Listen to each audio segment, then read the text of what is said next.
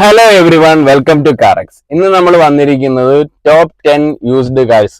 അതൊരു 10 ലക്ഷം രൂപ ബജറ്റിൽ നമുക്ക് ഏതൊക്കെ യൂസ്ഡ് കാർസ് നമുക്ക് കിട്ടും എന്നുള്ള ഒരു ലിസ്റ്റുമായിട്ടാണ് ഞാനിപ്പോൾ വന്നിരിക്കുന്നത്. അതിൽ ഒന്നാമത് തന്നെ വന്നിരിക്കുന്നത് നമുക്ക് ടൊയോറ്റ ഫോർച്യൂണർ ആണ്. ടൊയോറ്റ ഫോർച്യൂണർ നമുക്കൊരു 2012, 13, 14 മോഡൽ ഫോർച്യൂണർ നമുക്ക് അവൈലബിൾ ആണ്. പക്ഷെ അത് നമുക്ക് കേരളത്തിൽ നമുക്ക് ഇച്ചിരി കിട്ടാൻ ബുദ്ധിമുട്ടായിരിക്കും. പക്ഷെ ഔട്ട് ഓഫ് സ്റ്റേറ്റ് നമുക്ക് ഉറപ്പായിട്ടും കിട്ടും. അപ്പൊ അതൊരു ടൊയോറ്റ ഫോർച്യൂണർ ആകുമ്പോൾ എല്ലാവരുടെയും ഒരു എന്താ പറയുക, ഒരു ആഗ്രഹമുള്ള ഒരു വെഹിക്കിൾ ആയിരിക്കും. കാരണം എപ്പോഴും മേടിക്കണം എന്നൊക്കെയുള്ള ഒരു താല്പര്യമുള്ള ഒരു വാഹനമാണ്.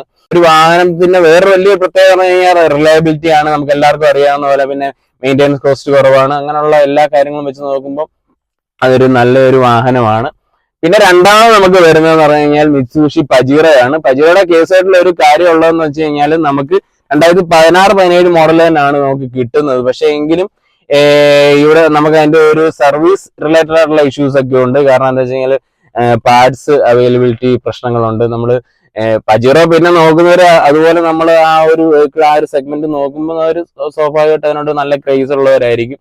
അപ്പൊ അതുപോലെ തന്നെ നമ്മൾ അതിന്റെ ചില പാർട്സ് ഒക്കെ ചിലപ്പോൾ സമയത്ത് കിട്ടിയെന്ന് വരുന്നില്ല. അപ്പൊ നമ്മൾ വെയിറ്റ് ചെയ്യേണ്ടി വരും.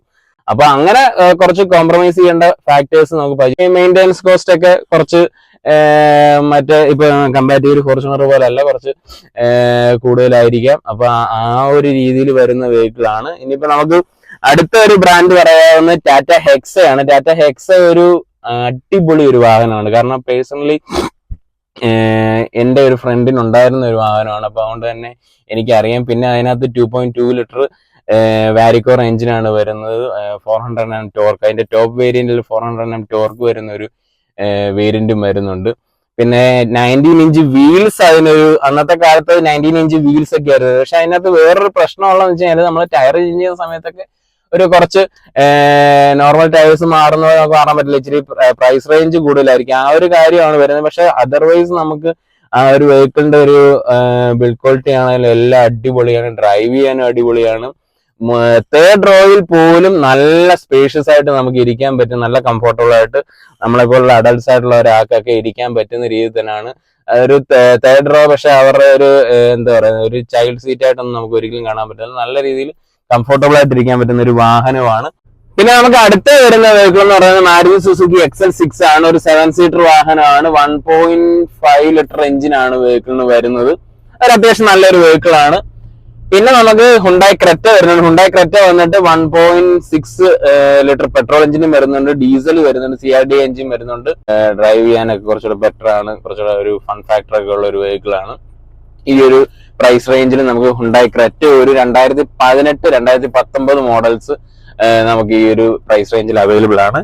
പിന്നെ അടുത്ത വരുന്നത് പറഞ്ഞു കഴിഞ്ഞാൽ ഹോണ്ട CRV ആണ്. 2016, 17, 18 മോഡൽസ് CRV അവൈലബിൾ ആണ്. അടിപൊളി വെഹിക്കിൾ ആണ്.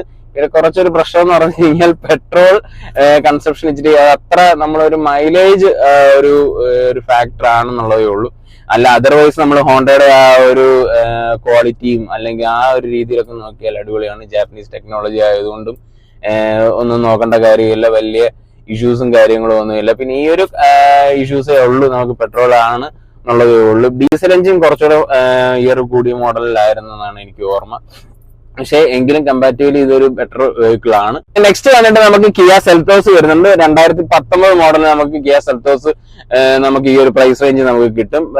അതിനകത്താകുമ്പോൾ ഒരുപാട് ഫീച്ചേഴ്സും ഒക്കെ ആയിട്ട് വന്ന ഒരു വെഹിക്കിൾ ആണല്ലോ കിയ എന്ന് പറയുന്നത്. കിയ അല്ല കിയ സെൽറ്റോസ് എന്ന് പറയുന്നത്. അപ്പൊ ആ ഒരു കിയ സെൽറ്റോസ് നോക്കുന്നവർക്ക് ഈ ഒരു പ്രൈസ് റേഞ്ചിൽ നമുക്ക് കിട്ടുന്നതായിരിക്കും. പിന്നെ നമുക്ക് വരുന്നത് സ്കോഡ ഒക്ടാവിയ വരുന്നുണ്ട്. 2017, 18 മോഡല് സ്കോഡ ഒക്ടാവിയ നമുക്ക് അവൈലബിൾ ആണ്. എല്ലാവർക്കും അറിയാവുന്ന പോലെ ആ യൂറോപ്യൻ ടെക്നോളജിയും കാര്യങ്ങളും ഒക്കെ രക്ഷയില്ല. അടിപൊളി ഒരു വാഹനമാണ്. പിന്നെ 1.4, 1.8, 2 ലിറ്റർ ഇങ്ങനെ 3 എഞ്ചിൻ ഓപ്ഷൻസ് നമുക്ക് ഈ സ്കോഡ ഒക്ടാവിയയിൽ വരുന്നുണ്ട്. അതിൽ 1.8ലാണ് മറ്റേ DSG ഗിയർ ബോക്സ് ഒക്കെ വരുന്ന ഒരു നല്ലൊരു ഫൺ ഫാക്ടർ ഉള്ള ഒരു വെഹിക്കിൾ ആണ്. പിന്നെ നമുക്ക് എന്താ പറയുന്ന ആ ഒരു അത്യാവശ്യം നല്ല ഒരു സെഡാനാണ്. നല്ല കംഫർട്ടബിൾ ആയിട്ട് യൂസ് ചെയ്യാൻ പറ്റുന്ന ഒരു വാഹനം കൂടിയാണ്. ടൊയോറ്റ കൊറോള ഓൾട്ടിസ് ആണ്. 2017, 18 model Toyota corolla Altis available ആണ്. 1.8 ലിറ്റർ ആണ്. 1.4 ഡീസൽ എഞ്ചിനും വരുന്നുണ്ട് വെഹിക്കിളിന്. ഒരു അത്യാവശ്യം നല്ല ഒരു വാഹനമാണ്. ഭയങ്കര ഫൺ ഫാക്ടർ ഒന്നും ഉള്ള ഒരു വാഹനം അല്ലെങ്കിലും അത്യാവശ്യം നല്ലൊരു മെയിൻറ്റെയിൻ ചെയ്ത് കൊണ്ടു നടക്കാവുന്നതാണ്. പിന്നെ ടൊയോട്ടയുടെ ഞാൻ പറയുന്ന പോലെ തന്നെ നമുക്ക് എല്ലാവർക്കും അറിയാവുന്നത് പോലെ തന്നെ ആ ഒരു റിലയബിലിറ്റിയും കാര്യങ്ങളും ഒക്കെ ഉള്ള ഒരു വാഹനം തന്നെയാണ്. അപ്പം ഭയങ്കര ഒരു ഡ്രൈവർ എന്തൂസിയാസ്റ്റിക് വെഹിക്കിൾ ആണോ അല്ല ചോദിച്ചു കഴിഞ്ഞാൽ അത്ര അങ്ങനെ ആ ഒരു രീതിയിലൊന്നും അല്ല. എങ്കിലും പക്ഷെ നല്ല കംഫർട്ടബിൾ ആണ്, നല്ല ഇന്റീരിയർ സ്പേസ് ഉള്ള ഒരു വാഹനമാണ്.